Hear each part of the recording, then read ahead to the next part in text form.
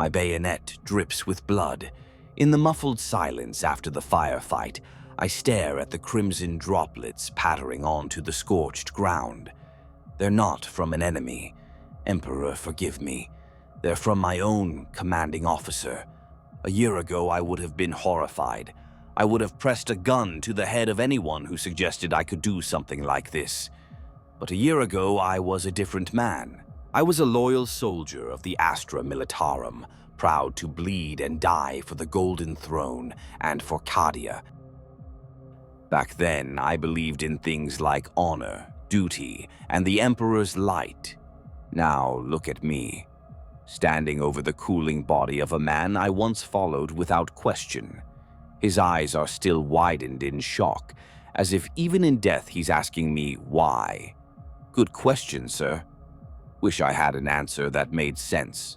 Maybe it was your stupid order to fall back when we had the heretics on the run.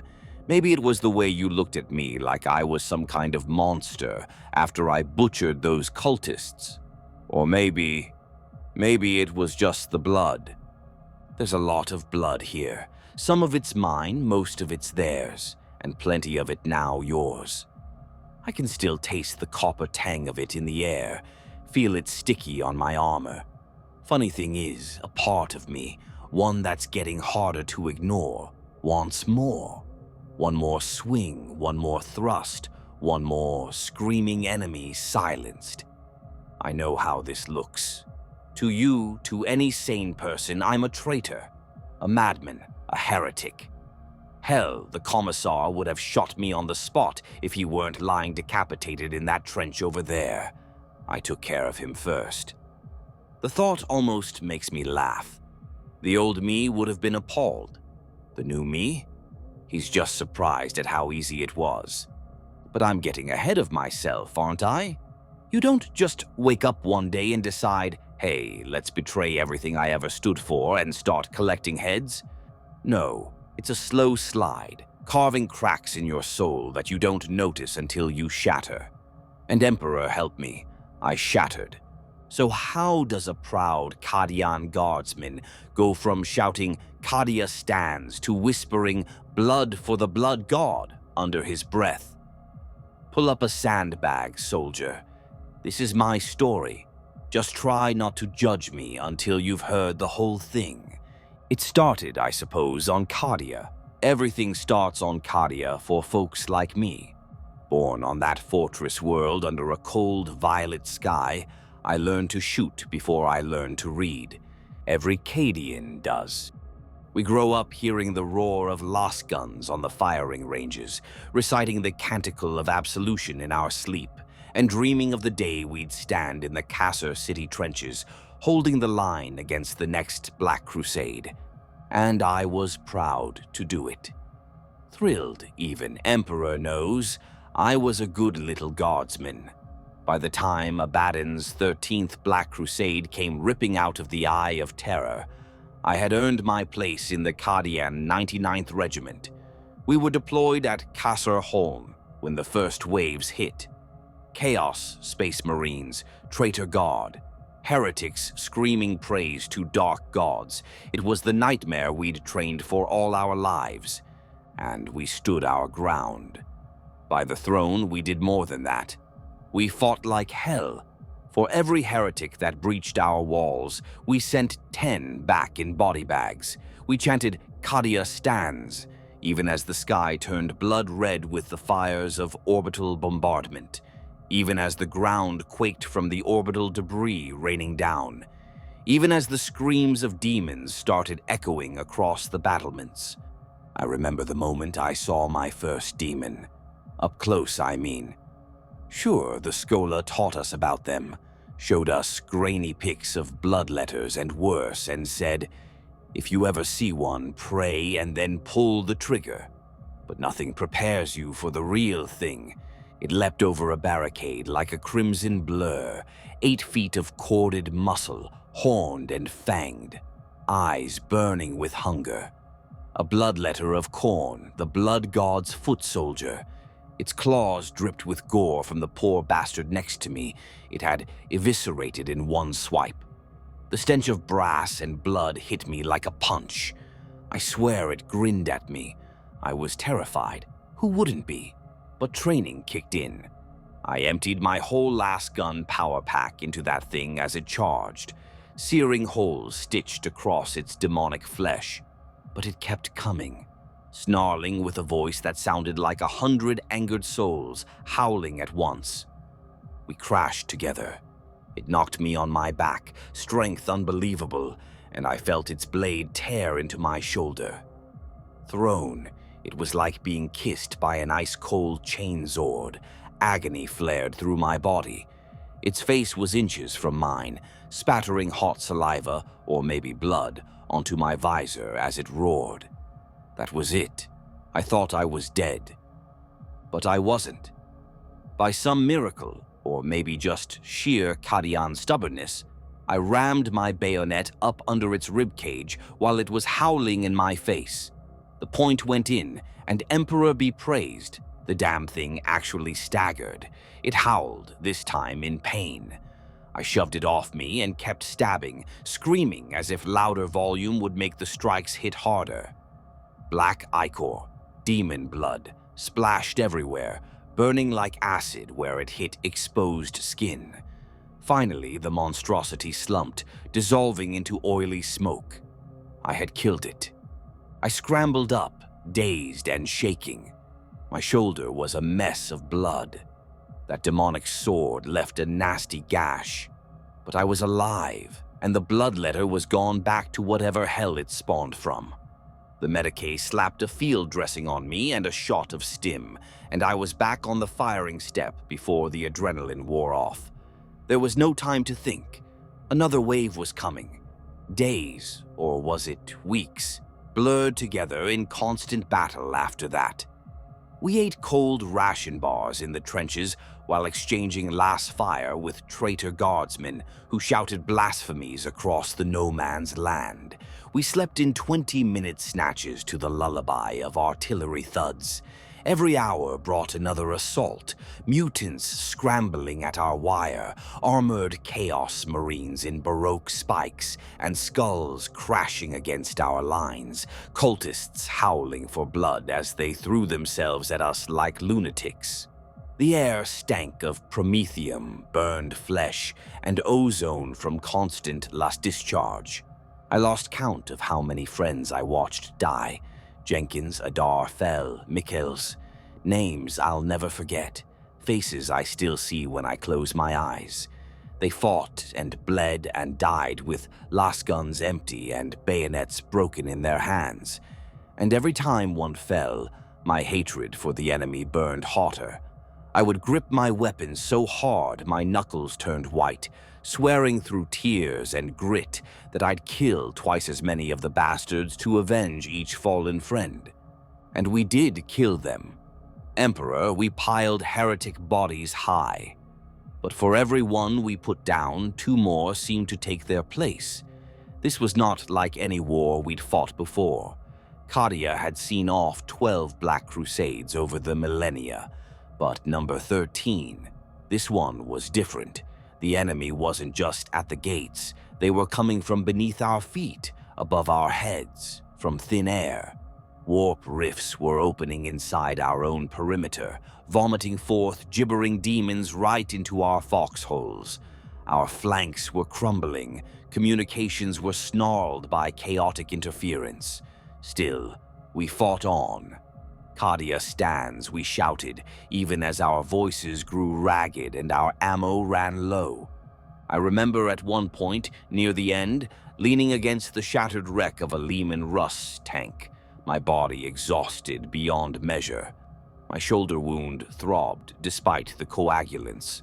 A spider web of black veins spreading from where the bloodletter's blade had struck, as if the corruption of its weapon had seeped into me. At the time, I figured it was just infection or warp residue. I slapped a fresh bandage on and tried not to think about it. I looked up at the sky. There was a crack in the heavens, a great tear of sickly light where reality itself was sundered. The eye of terror loomed huge and malignant above, closer than I'd ever seen it, pouring its hatred directly into our world. It felt like the sky was bleeding chaos. My heart sank at the sight, but I clenched my teeth and forced myself up. If this was doomsday, I would meet it standing, firing, screaming defiance until the last. By the time the order to evacuate came, Cadia was literally breaking apart. The crust of the planet was splitting after some catastrophic impact across the horizon.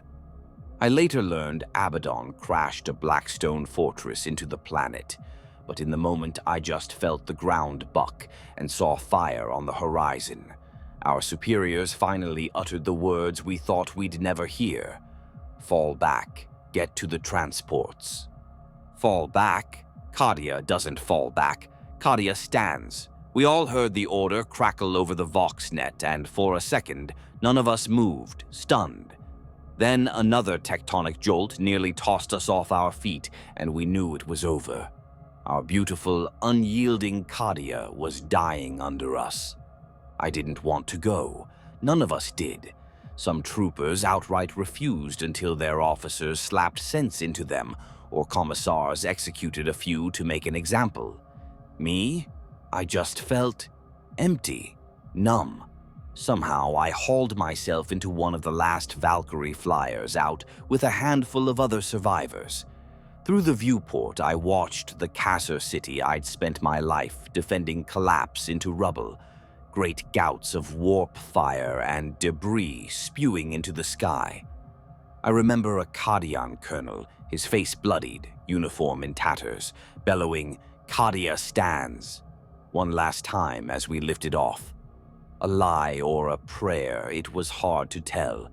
Our evacuation ships broke atmosphere just as the planet finally gave up the ghost.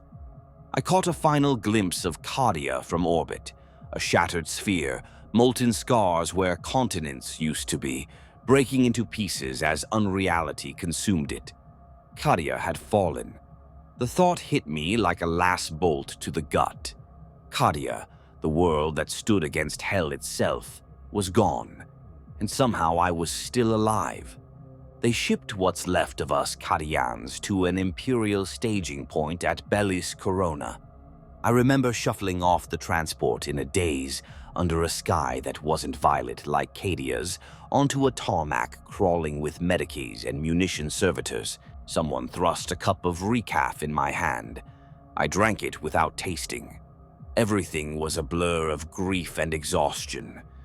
I think an inquisitor came by at one point to address the survivors. Tall, grim figure in a hooded cloak, flanked by black-armored stormtroopers. He told us we were heroes of the Imperium, that Cadia's sacrifice had meaning, that our duty was not done. Standard morale-boosting lies. We stared back in stony silence. What could we say? Cadia stands was a bitter joke now. Cadia was gone, and with it, a piece of our souls. They screened us for corruption too, of course, stripped us to our skivvies, checked for mutations, warp taint, any sign that chaos had left its mark. A few unlucky sods who were too close to the eye when it opened had eyes that glowed warp green or flesh that wouldn't stop twitching. Those ones were quietly led away and never seen again. The rest of us got a fresh new regimental patch, 89th Provisional Battalion, as if a new number could wash away the stain of defeat, and were sent right back to war. There was no time to mourn. The cicatrix maledictum, the Great Rift, had torn the galaxy in half, and every able body was needed to stem the bleeding. Part of me wanted to die back there on Cadia with my friends. But another part burned with a different fire, a rage that kept me warm when hope was cold. I wanted revenge. No, I needed it. I wanted to make every servant of chaos pay 1,000-fold for every life they took on Cadia. When I closed my eyes at night, I didn't see my family's faces or my home. I saw that endless tide of heretics and demons laughing as they destroyed everything I loved. I swore by the Emperor's throne that I would not rest until I had my vengeance on all of them. Be careful what you wish for, right? They threw us into one meat grinder after another. Some campaign in the Netherist sector against a chaos warband, calling themselves the Skull Takers. Real original name, guys. Then a deployment to an agri-world overrun by cultists worshipping some warp-spawned god of slaughter, which, though I didn't know it yet, was Khorne by another name. Battle after battle, I fought like a man possessed. Honestly, I think I was. Not by a demon, not yet, but by the white-hot fury in my gut. I started volunteering for every charge, every breaching team, every forlorn hope assault. It didn't matter how suicidal. I just wanted to be in the thick of it, where I could put a last bolt or a bayonet into the enemy up close and make it personal. My commanders saw it as bravery at first. Hell, some of them praised my zeal. If only they knew the truth. It wasn't zeal, it was hatred, pure and simple. And something else, enjoyment. I didn't want to admit it, not then, but some sick part of me actually enjoyed the killing. In those moments, hacking apart a traitor with my combat knife or feeling the recoil of my rifle as a heretic's chest exploded. I felt alive, more alive than I'd felt since Cadia. The others in my unit started to notice. I caught them giving me nervous looks after battles. I was usually drenched in blood, often not mine, and grinning like a lunatic while everyone else was just relieved to survive. My reputation spread. They started calling me Red, half jokingly, half afraid, because my armor was always spattered red by day's end. One night, after a brutal urban firefight clearing a cultist-infested hab block, a comrade found me still in the ruins long after the shooting stopped. I was crouched over a corpse, methodically plunging my knife into it again and again. The fight was over, but I hadn't stopped. Emperor, forgive me, I was mutilating a dead cultist, just lost in the fury. Sergeant Garon, one of the few fellows I considered a friend, pulled me off and shouted, "Stop! It's done! He's dead!" I nearly took a swing at Garon before I realized where I was. The look on his face. It wasn't just shock, it was pity. Maybe even fear. I laughed it off, made some joke like, "Just making sure, Sarge." Garon didn't laugh. He just slowly backed away and left me there. That was the last time I remember someone approaching me personally after a battle. From then on, the others kept their distance. The only ones who came close were the priests or commissars, spouting about faith and purity, perhaps sensing something amiss in my soul. I really did try to keep a lid on it at first. I'd whisper the litany of temperance to myself when I felt the rage rising. I'd finger the Aquila pendant under my flak armor and think of the Emperor, of Kadia, of why I had to stay faithful. But it was like trying to plug a volcano with a cork. Inevitably, I'd find myself back in the blood and madness, and all those high ideals would vanish in a red haze. The commissar attached to our regiment, one Commissar Holt, started paying me special attention. I could feel his beady gaze on the back of my head whenever the platoon mustered. Holt was young for a commissar, eager to prove himself, and rumor was he'd executed 2 troopers last month for cowardice. One had merely questioned a suicidal order. So I knew I was skating on thin ice. If Holt even suspected I harbored impure thoughts, he'd put a bolt round in my skull without blinking. Surprisingly, he didn't. Perhaps because outwardly I was the opposite of a coward, quite the contrary. If anything, Holt occasionally commended my ferocity, though it came with a concerned frown. He'd pull me aside after an engagement and lecture me about restraint, about not letting rage override discipline. "Rage is a tool, guardsman, not a master," he said to me once. "The Emperor requires your obedience, not your fury." I nodded dutifully, but inside I resented it. What did he know? He hadn't watched demons butcher his friends. He hadn't felt true fury, and obeying the Emperor hadn't saved Cadia or avenged it. My rage was all I had left, and I'd be damned if I let him or anyone take that from me. Soon enough, my disobedience caught up with me. It was on Seravan Five, I think, a scorching desert moon where our company was flushing out a fortified cultist outpost. The cultists were Khornates, though I only pieced that together later. They fought like rabid dogs, charging our guns with chain axes and roaring praise to the blood god with every breath. We had them on the back foot after a long day of trench fighting. By dusk, my squad managed to break into their bunker complex. It was a charnel house inside bodies, blood, symbols painted in gore on the walls. The few cultists left were making a desperate last stand, and we were ordered to push in and finish them. I led the charge. We smashed into their command chamber where their leader, a scarred giant of a man in spiked armor, was bellowing some dark prayer. He came at us swinging a massive chain axe. In the cramped space, he cleaved two of my squad mates into gristle before I even engaged him. I remember our Vox officer screaming for backup as I fought the brute hand to hand. My last gun knocked away, just my bayonet and raw fury against his whirring ass. Thrown, he was strong. My parries were shattered one by one, and he was laughing, shouting, "Skulls for Khorne," with every blow. Something in me snapped. The mention of that name, Khorne, and maybe the blood painting every inch of that room, I tapped into a well of savagery deeper than I knew existed. I sidestepped a swing that would have taken my head off, and somehow managed to drive my bayonet into the side of the cultist leader's neck, finding a gap in his armor. He gurgled and went down.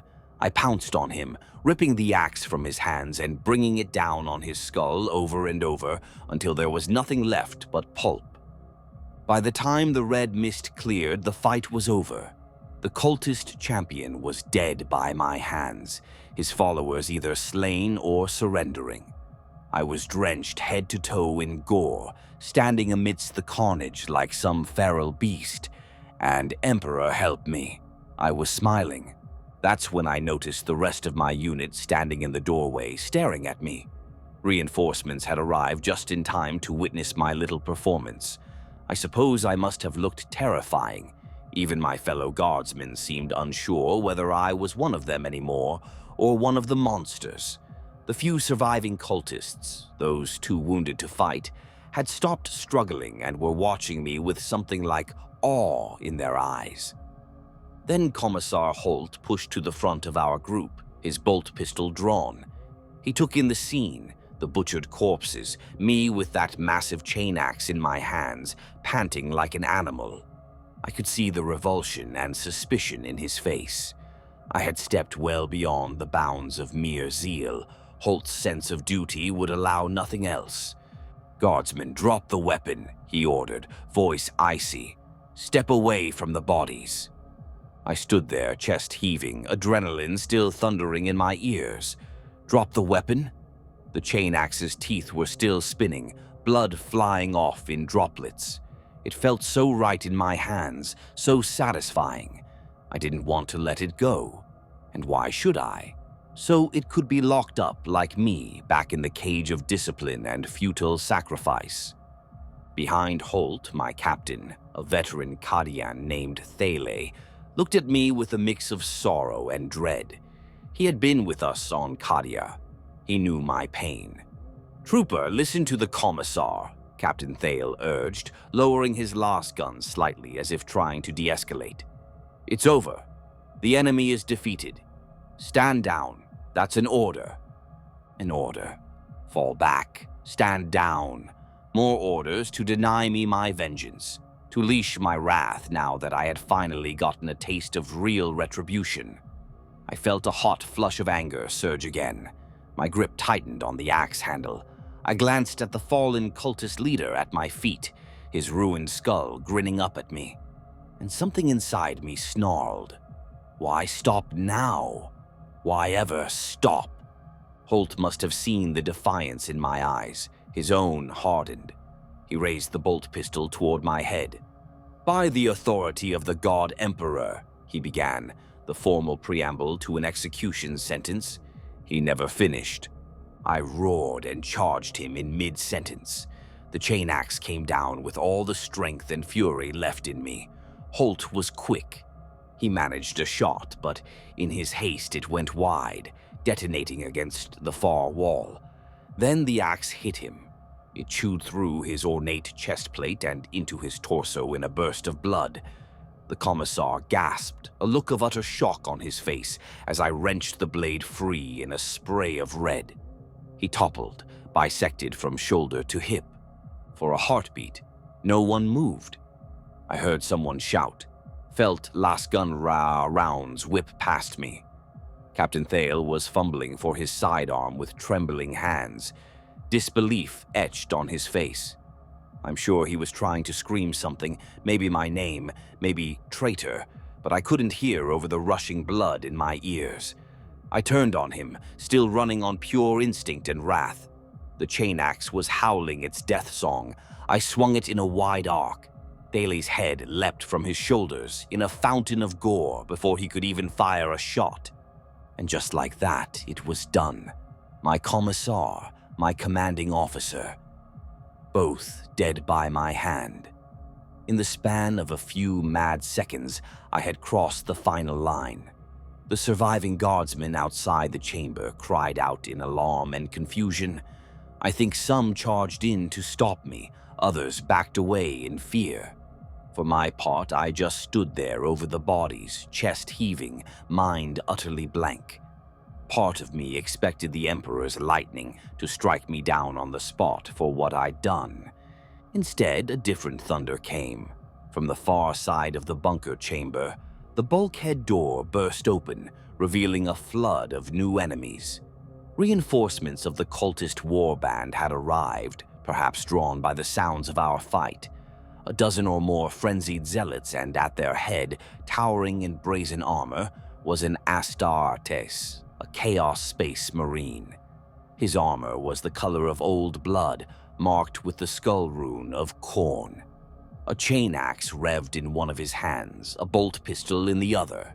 Here, it seemed, was the real leader of the Skull-Takers, come to claim his due.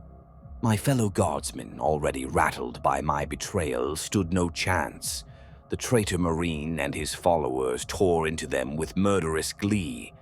I heard screams, gunfire, the wet sounds of blades in flesh. I just watched, numb. I should have fought, should have helped my comrades, or at least tried to avenge them. But I didn't. Maybe I reasoned I couldn't possibly fight alongside them now. They would probably shoot me in the back. Maybe I was simply exhausted or in shock at my own actions. Or maybe deep down I knew I had more in common with the howling madmen charging in than the soldiers I used to call brothers. The melee ended as quickly as it began. The chamber that had already seen so much bloodshed that day became a slaughterhouse. The last thing I remember was that Chaos Space Marine, stalking through the smoke and flickering lumen strips, stepping over corpses until he loomed right in front of me. I was still standing there like a statue, chain axe in my hands, drenched in red. We locked eyes, mine wild and bloodshot, his glowing behind a horned helmet. He let out a rasping laugh, whether in amusement or approval I couldn't tell. Then he spoke, voice like metal ground to dust. "You have the scent of fury about you, little one," he growled. "Slaying your own? Perhaps Khorne has a place for you after all."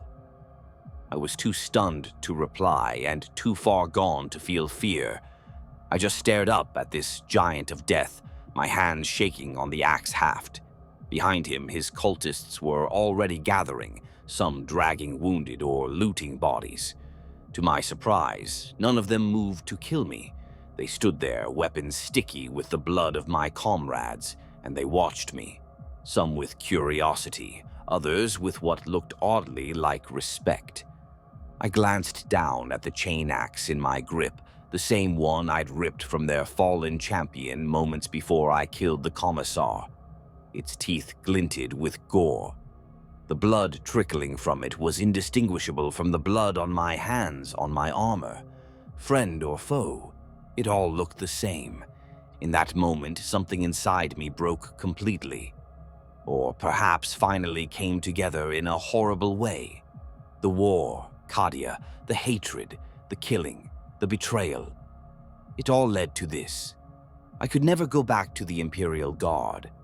I had no brothers left alive here except those I'd once called enemy. And as for being an enemy, well, I'd become exactly what they feared, hadn't I?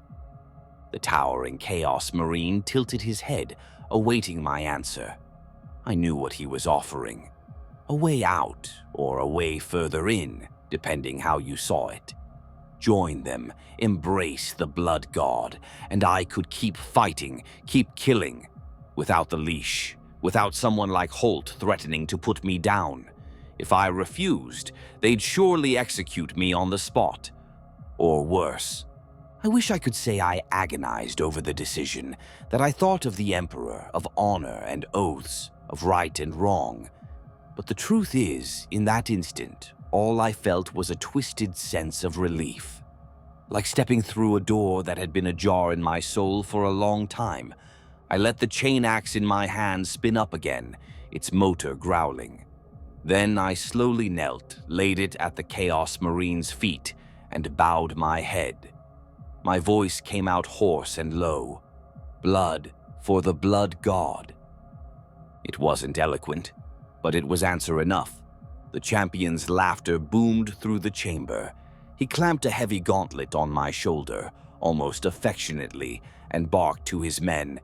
See, even the corpse emperor's whelps know the true path when they taste real power. Khorne claims this soul.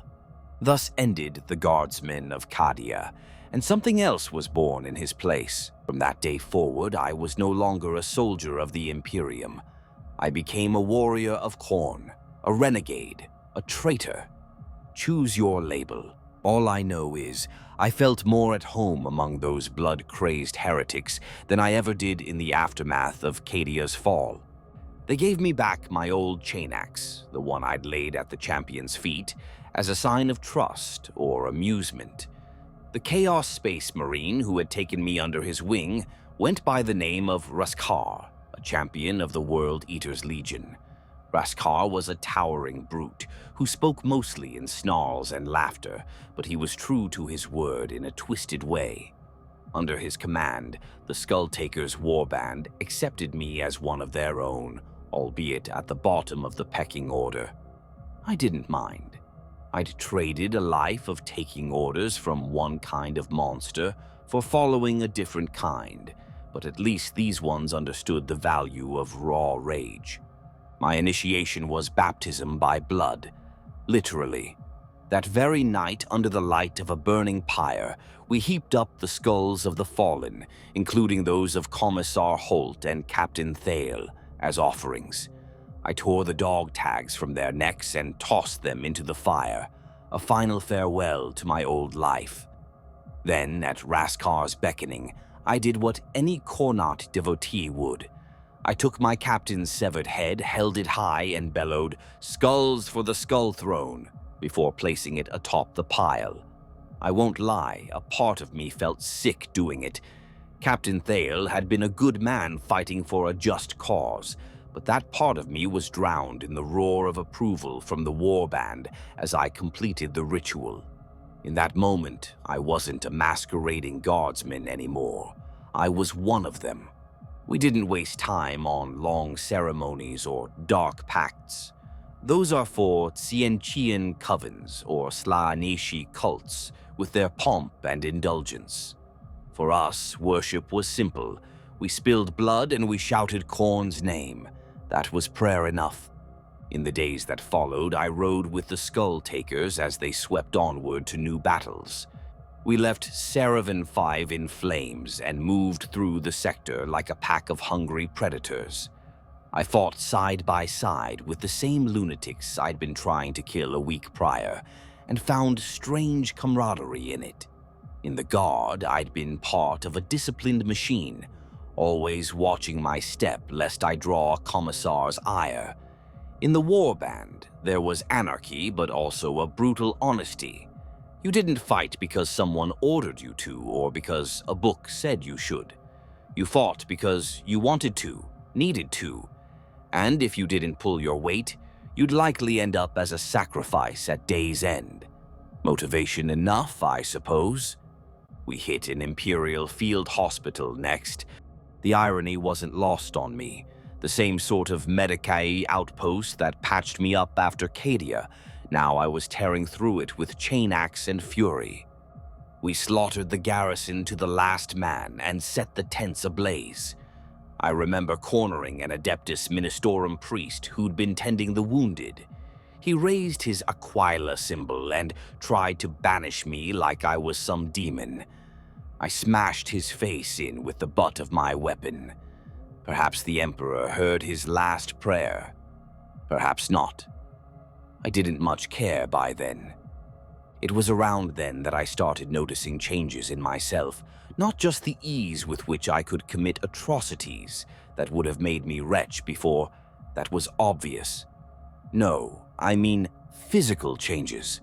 The wound on my shoulder from that bloodletter back on Kadia, which had never fully stopped aching, suddenly closed up for good. The black, veiny corruption under the scar bloomed into a mark, a jagged, roughly skull-shaped brand on my flesh. On some level, I knew what it was, the mark of Khorne. One of the cultists, an old berserker missing half his teeth, cackled when he saw it and clapped me on the back. "Khorne's mark is on ye, boy," he rasped. "Blood gods watching now. Better keep him entertained, eh?" He was right. I could feel it in my blood, a restless fire that never fully dimmed. I stopped feeling fear entirely. Why fear death when every battle frenzy felt like a glorious high, a communion with something greater? I also stopped feeling much pain. In one skirmish, an Imperial sniper put a lass bolt clean through my thigh. I barely even limped until after the fight, too fueled by rage to notice. Only later did I realize I should have been crippled. The medics in the warband, more like half-crazed flesh sewers, stapled the wound shut, and I carried on, hardly worse for wear. Khorne was rewarding me in his own brutal fashion, strength, resilience, unbridled wrath. Of course, these gifts came with a price.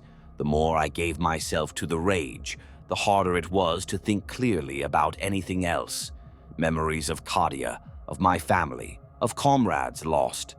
Those used to haunt me, but now they barely flicker in the distance of my mind. It's as if Khorne reached in and scooped out all those pesky bits of guilt and sorrow and left only raw hate behind. I'm not sure I missed the guilt. I started having dreams, or maybe visions, of a throne of brass atop a mountain of skulls. At its feet, red rivers flowed, and I swam in them happily. I would wake from these dreams laughing or screaming or both. One of the other cultists told me I was blessed by the blood god to receive such clarity. Maybe he was just messing with me. Hard to tell with these guys, since half of them are insane by any normal standard. But then, so was I.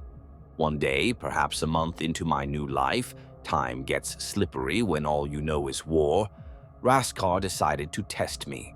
We were camped in the ruins of an administratum outpost we'd raided, roasting some Emperor-forsaken livestock over a fire when he called me out in front of the others. He wanted to see if the mortal had real Khorne-given strength, or if I was still just a fragile human playing at being a berserker. Frankly, I think he was just bored and wanted entertainment. He threw me a chainsword and pointed at Brule, one of his berserkers, a massive scarred man who might have had Ogren blood in him. Blood trial, Raskar growled. The rules were simple. Fight until one of us was dead or couldn't fight. A circle of jeering warriors formed around us. I remember spitting blood, not sure whose, and thinking that either I'd earn my place right now or I'd be another corpse on the pile. Brule charged with a roar, and we collided in an orgy of slashes and punches. He was stronger, but I was faster and utterly unhinged. In that duel, I let go of any lingering restraint. I gave myself fully to the bloodlust, letting it guide my strikes. I don't recall all the details, just flashes.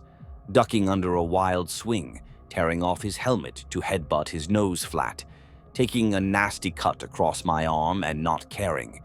In the end, I was the one who walked away. Brule lay on the ground, alive but missing the hand I'd lopped off, and with a dozen other wounds besides. I was about to finish him, frenzy still pounding in my skull. But Raskar stopped me with a raised gauntlet. "Enough," he ordered. By Khornate custom, I had proved my point. No need to waste a good fighter if he could heal up. Raskar's ugly metal visage turned toward me, and I swear I could hear a grin in his distorted voice. "You fight well, little one. Khorne smiles on you." That was the closest thing to praise I've ever needed.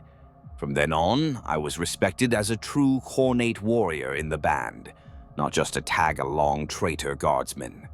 They started calling me by a new name. I won't repeat it here. It's an ugly concatenation of syllables in the dark tongue, meaning something like throat taker. Charming, I know, but I wore it proudly. We kept moving, kept killing. No longer in the name of any imperium or ideology, but for the sheer ecstasy of it, for the favor of our crimson god. We clashed with loyalist forces numerous times, PDF militias, other guard regiments, even Astartes once, though thankfully just a few of them. We lost half our number in that fight, but still dragged down 2 of the Emperor's angels in a torrent of axes and chain blades. With each battle, I felt closer to whatever destiny Khorne had in store. Or maybe I just stopped caring about anything except the slaughter. Occasionally, in quiet moments between fights, rare as those were, I'd experience a strange lucidity. I'd look at my blood-stained hands, at the cracked fragment of my old Cadian dog tag I still carried, and I'd ask myself, what the hell have I become? But those moments never lasted. The next battle always came, and with it the comforting madness.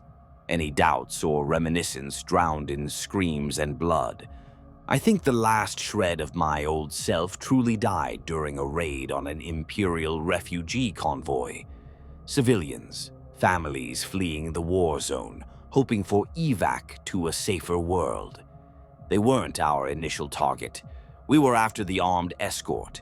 But when those poor souls ran, screaming in the crossfire, well, remember, Khorne cares not from whence the blood flows. My fellow berserkers started cutting down anything that moved, and I did the same. Men, women, the old, the unarmed, it made no difference in the haze of battle lust. After the frenzy, I found myself standing over the bodies of a mother and her teenage son, both hacked apart. In the boy's dead hand was a little Cadian keepsake flag.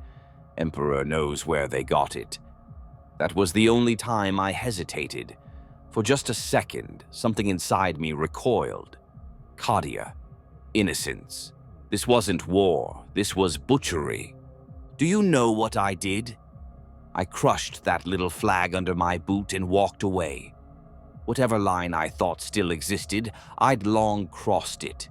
There was no going back, not ever. By the time you reach this depth of damnation, you stop pretending there's a way out. The only path is forward into more carnage, until eventually you'll meet someone stronger or crazier who will take your head. And honestly, I'm fine with that. Better to burn out in a blaze of glory than whimper in regret. You might think I'm a monster. You'd be right. But remember, I didn't become this overnight. It was a journey of many steps, each one a little more soaked in blood than the last. A bitter mix of betrayal, desperation, and wrath led me here. The corruption of Khorne doesn't whisper lies in your ear. It doesn't need to. It just takes your anger and feeds it, stroke by stroke, kill by kill, until that anger is all you are. The Imperial scholars and preachers will tell you chaos corruption is a poison or a seduction. For me, it was more like a liberation, at least at first. I was freed from fear, from doubt, from grief. But in exchange, I chained myself to rage, a trade of one master for another. The difference is this new master doesn't pretend to love me. Khorne doesn't care about me at all, only the skulls I take and the blood I spill in his name. And that, strangely, that honesty is refreshing. I know how twisted that sounds, but after everything, maybe twisted is all I can be. So now you know, that proud Cadian guardsman is dead and gone. In his place stands a creature of blood and hate, exultant atop a pile of skulls, and chuckling at the folly of my former convictions. This is how Khorne corrupts. Not with honeyed promises, but with blood and battle, with the darkest parts of ourselves given free rein. A journey from duty to damnation, one kill at a time. Blood for the blood god, skulls for the skull throne. That's my credo now until the day I finally fall. And if you ever find yourself across the trench from someone like me, maybe now you'll understand why. Not that it will save you. Nothing will. Blood for the blood god.